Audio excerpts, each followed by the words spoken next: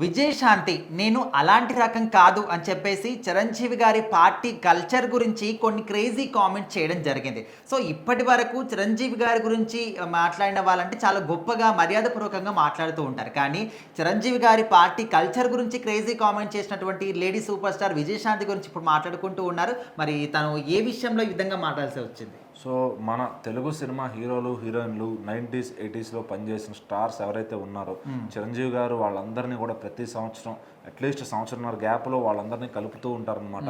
వాళ్ళందరికీ ఒక private రిసార్ట్స్లో party ఇస్తూ ఉంటారు. వీళ్ళందరూ కలిసి ఎక్కడన్నా అకేషన్ పెట్టుకుంటారు, లైక్ గోవా అట్లాంటి ఎక్కడన్నా మంచి అందరూ కూడా ఇంకా వాళ్ళ వాళ్ళ లైఫ్ స్టైల్ని వాళ్ళ పనిని మర్చిపోయి ఒక 1 వీక్ అట్లా హ్యాపీగా గడపడానికి ఒక 1 వీక్ 10 days హాలిడే పెట్టుకుని ఖచ్చితంగా చిరంజీవి గారి పార్టీకి అయితే వెళ్తూ ఉంటారనమాట.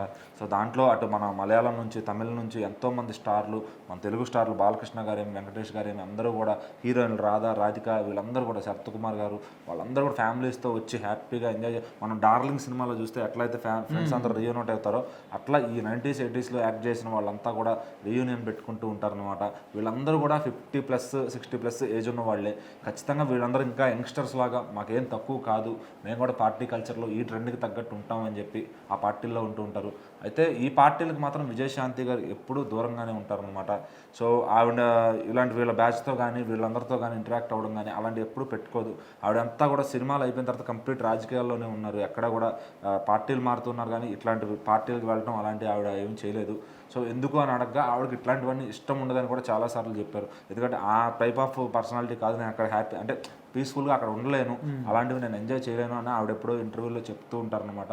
సో అట్లాగే ఎప్పటి నుంచి కూడా అటు చిరంజీవి గారితో ఏదో మనస్పర్ధలు ఉన్నాయి అనుకుంటారు కానీ సో ఆవిడ బేసిక్గానే ఇట్లాంటి వాటికి దూరంగా ఉంటారు. ఎటువంటి పార్టీలకి నేను వెళ్ళలేను, ఎందుకంటే నాకు ఇక్కడ పని సరిపోతుంది, నాకు నా పిల్లలు నా ఫ్యామిలీ నా పని నా రాజకీయాలు ఇవే నాకు సరిపోతాయి, నేను ఆ పార్టీలకి వెళ్ళను, నాకు ఇంట్రెస్ట్ కూడా ఉండదని ఆవిడ చెప్పడం జరిగిందనమాట. సో అట్లా ఆవిడ ఎప్పుడైనా ఇట్లాంటి పార్టీలకు వెళ్తారేమో, మరి వీళ్ళ బ్యాచ్తో రీయూనియన్ ఎందుకు అవ్వట్లేదంటే వీళ్ళతో పడదేమో అనుకుంటారు కానీ అట్లా ఏం కాదు. ఎందుకంటే చిరంజీవి గారితో ఆవిడ ఎన్నో సినిమాలు యాక్ట్ చేశారు, ఎన్నో సూపర్ హిట్లు కొట్టారు. చిరంజీవి గారేమి బాలకృష్ణ గారేమి మరి వీళ్ళందరూ కూడా ఆవిడకి సుపరిచితమే, అందరితో పనిచేశారు. ఆవిడ అందరితో బాగా ఫ్రెండ్లీగా ఉండేవాళ్ళు. మరి సినిమాల వరకు చేసేసి బయటకు వచ్చిన తర్వాత మరి వాళ్ళతో కలవడానికి మటుకు ఆవిడకి ఇంట్రెస్ట్ లేదని చెప్తున్నారు. సో ఇంక ఇంట్రెస్ట్ లేని ఆవిడని వాళ్ళు కూడా బాధ పెట్టదలుచుకోరనమాట.